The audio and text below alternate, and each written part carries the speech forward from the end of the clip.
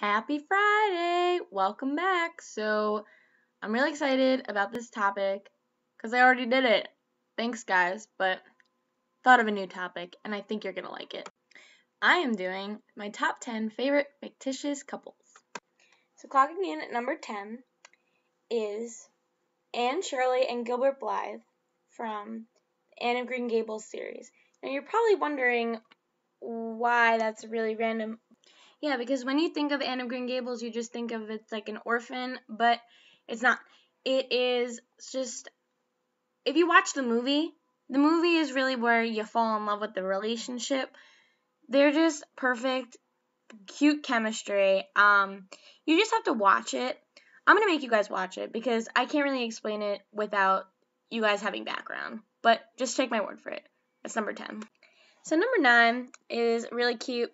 It is Flynn Rider and Rapunzel, of course. They had to be on the list. You were my new dream, and you were mine. Oh, they're just perfect. They're animated, but they're perfect. We all can admit it. They're just really cute, and I love them. So yeah, I don't think I need to explain it. Number 9, Rapunzel and Flynn. Okay, so number 8 is kind of like a throwback. Thinking number 8 has to go to Corey Matthews and Topanga Lawrence from Boy Meets World. Now, I watched Boy Meets World, like, when it was on. Everyone did. If you didn't, you were weird. But, like, now when I go to the gym in the mornings, I've been watching it again, and I realized, like, wow, like, Topanga and Corey, like, literally loved each other from, like, kindergarten on. Like, how cute is that? Like, they got married. Like, I think they're the cutest couple, and they're quirky, and they're just trying to, like, figure out what they're doing in their lives, and it's just perfect. And all I'm saying is, Girl Meets World better live up to the standard of Boy Meets World, because I do not need my vision of Corey Matthews and Topanga Lawrence messed up. So, that is number 8. Okay, so number 7 has to go to another throwback. I had real troubles with my order of how I was going to do things, but I feel like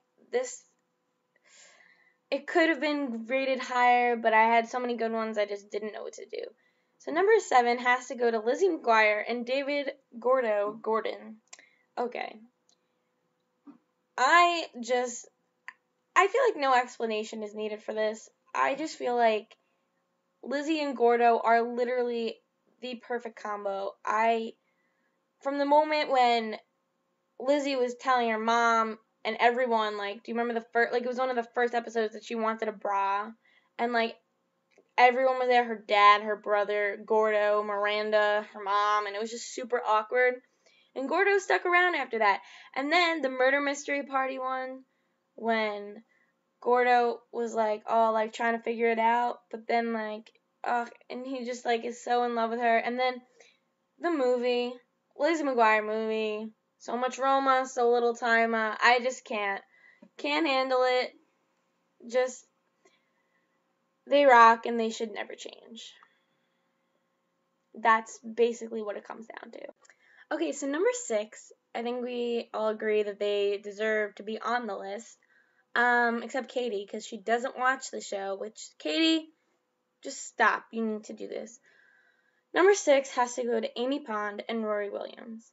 Now, I feel like sometimes I get confused when I watch, and I'm like, Dr. Amy, but I feel like I like Rory and Amy so much because they really do just love each other. Like, it's just fantastic. And the way they're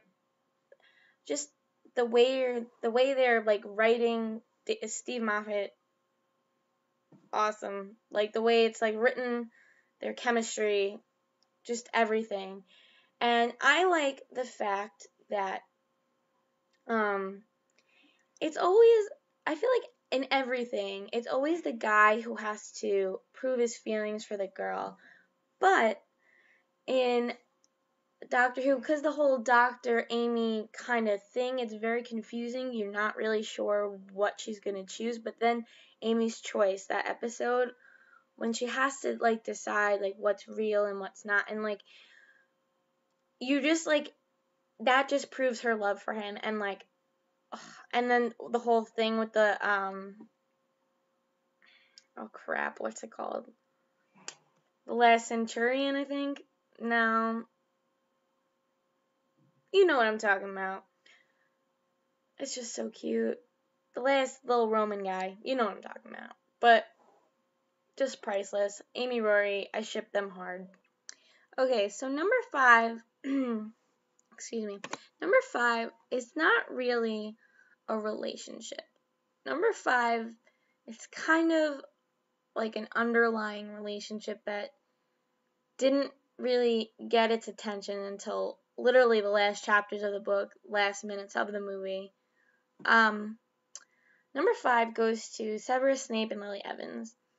Now, obviously, I'm totally just Team James Potter, because without James, there'd be no Harry, there would be no story, and then my life would be over. But just the fact of how much Snape cared for Lily, the fact that all that stuff, like, it makes me melt. Like, I know they were never together. I knew it never was supposed to work out. I just feel like their relationship is, like, just a proof of, like, true love. Because even though Snape didn't end up with her, he always cared. After all this time, always. Like, always loving. I wish it, I mean, I don't wish it happened because it would change the story completely, but I feel like this is a good number 5 because I feel like it deserves it. Yeah. Snape and Lily. Awesome. Okay, so number 4 is my favorite television show of, I think, possibly of all time. I think. Number 4, my favorite couple. After this week's episode, hands down, one of my favorite couples ever. Number 4 has to go to Snow White and Charming on Once Upon a Time.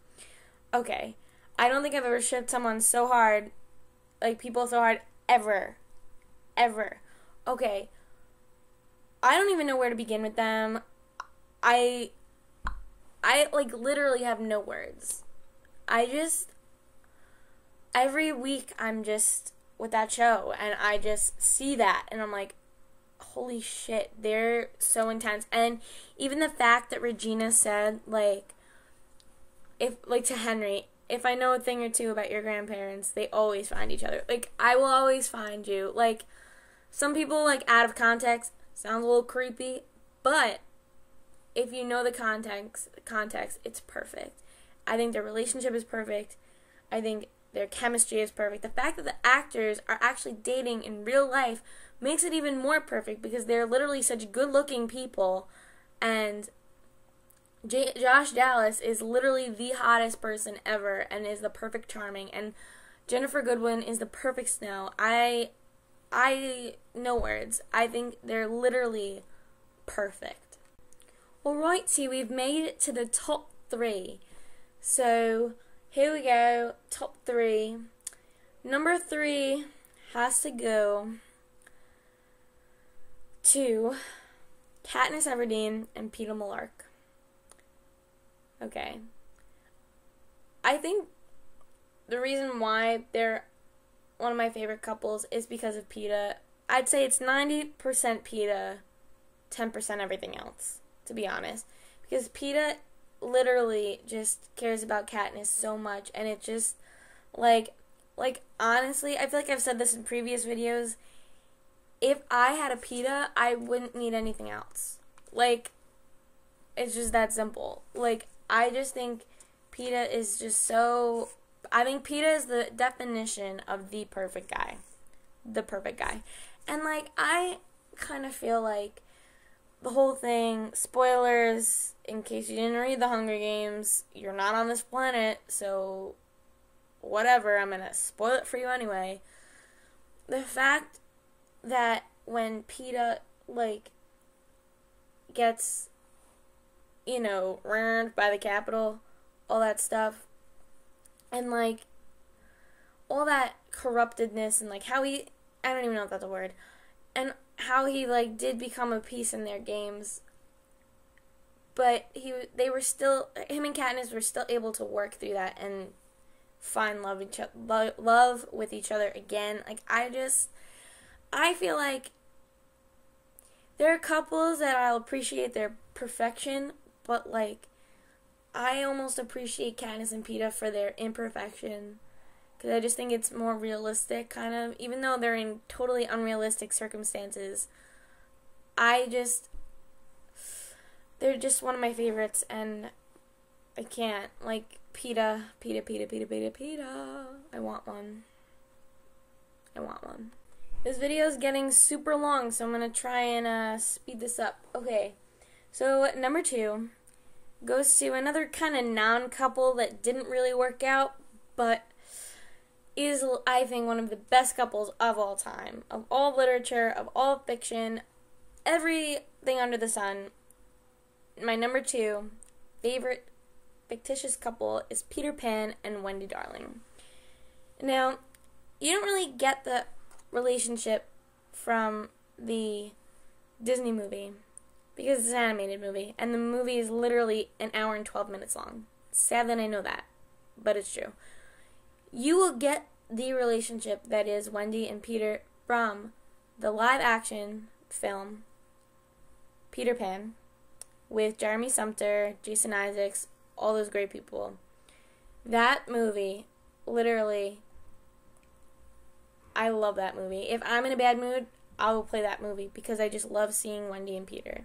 Because, like, everything I ever wanted. Like, it's kind of weird. I always think of, when I meet a guy, like, could I go to Neverland with them? Yeah. Or no. I just compare Peter and Wendy, like, I want a relationship like that. Or I want an adventure like that. My dork is coming out. Awkward. Well, Peter Pan and Wendy, I just love the tragedy behind it. And, like, how, even though, like, Peter can't grow up, the situation kind of did make him grow up a little bit. And Wendy obviously grew up.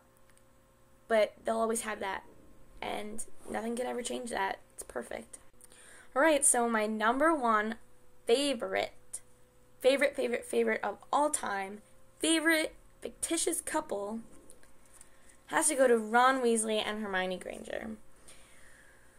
Let's just say they're perfect. I consider them to be a perfect couple, perfect chemistry, love the fights that they get into, perfect first kiss in the book. Movie, it's okay. Book, perfect. J.K. Rowling, you are perfect. I just think the whole thing with Ron and Hermione is just awesome. Awesome relationship. Awesome love story, I think. I don't really even know why they're my favorite. I just feel like they're the ones I've been attached to the longest, and I just feel like, I'm going to sound really weird when I say this. When I, like, read the books, you feel like you're kind of growing up with these people, even though they're not real. They're real to me, in my heart.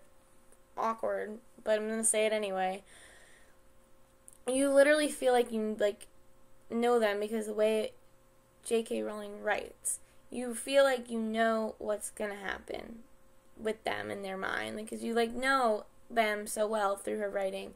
And, like, to watch them, like, kind of develop and see, like, how they, like, grow to like each other. It's special. I don't know. I just love them together. But, yeah. So, this has been my top 10. This is probably the longest video I've ever made and ever will make. So, I'm sorry for boring you if I bored you. But too bad you chose to watch it. So, see you guys next week.